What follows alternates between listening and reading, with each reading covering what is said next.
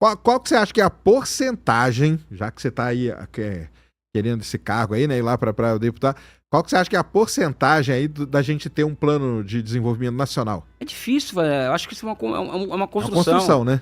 Então, por exemplo, eu Você acredito... vê isso no horizonte de quantos anos, assim? Não posso, não tenho... Não tem uma bola de cristal, não? Eu tenho uma cabala... Da Shopee lá.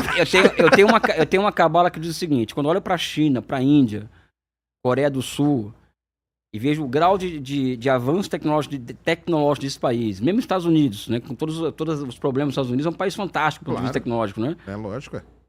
Quando eu vejo que o Brasil, a distância só aumenta, eu falo, pessoal, se o Brasil não se encontrar em 10 anos, nós vamos ficar para trás.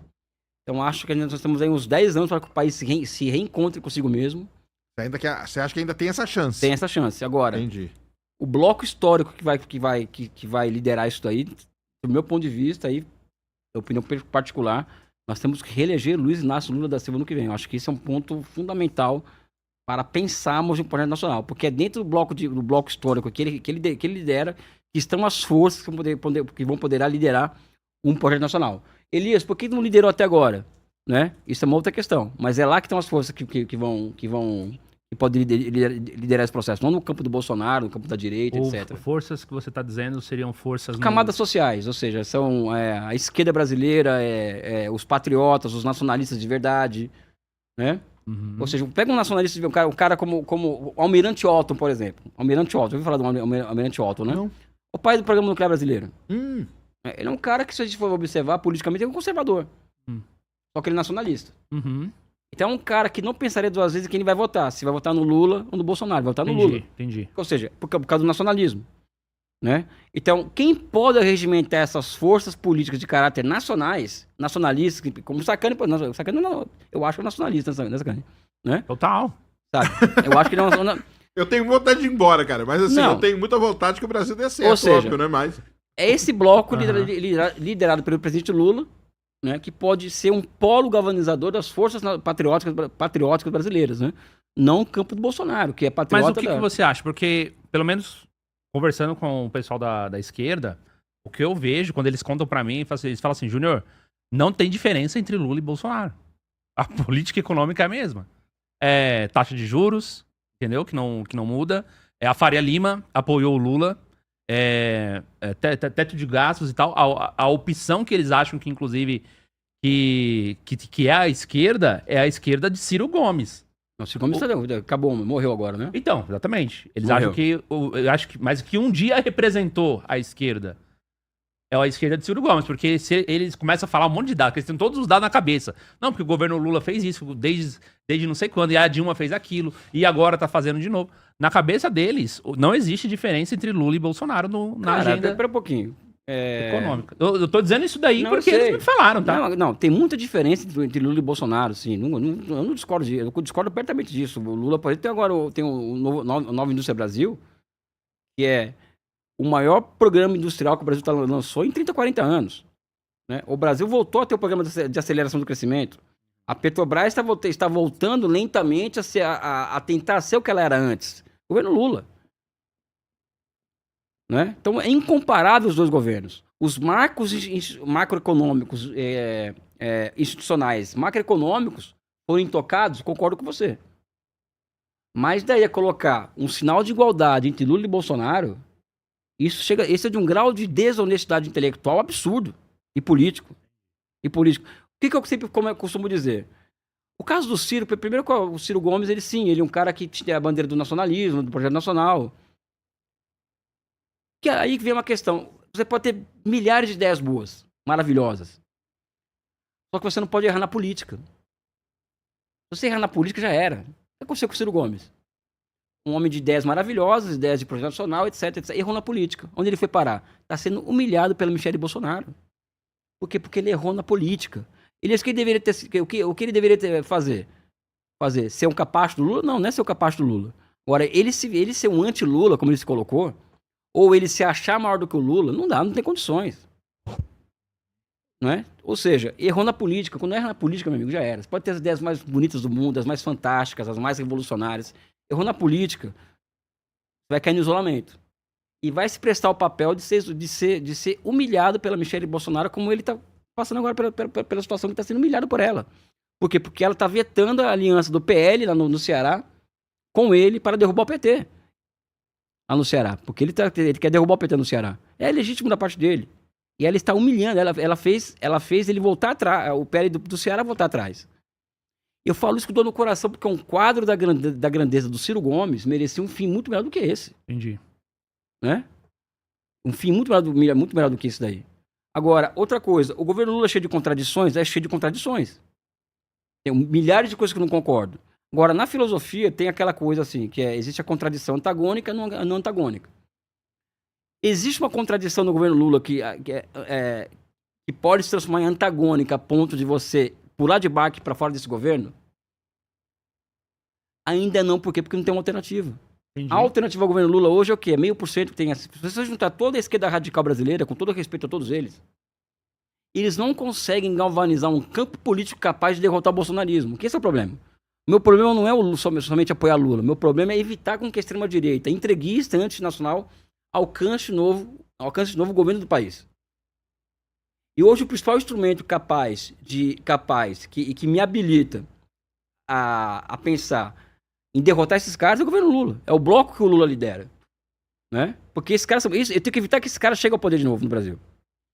Então não é uma... Política é um pouco disso que você tá falando, é verdade. Não, isso é ciência. Isso é ciência.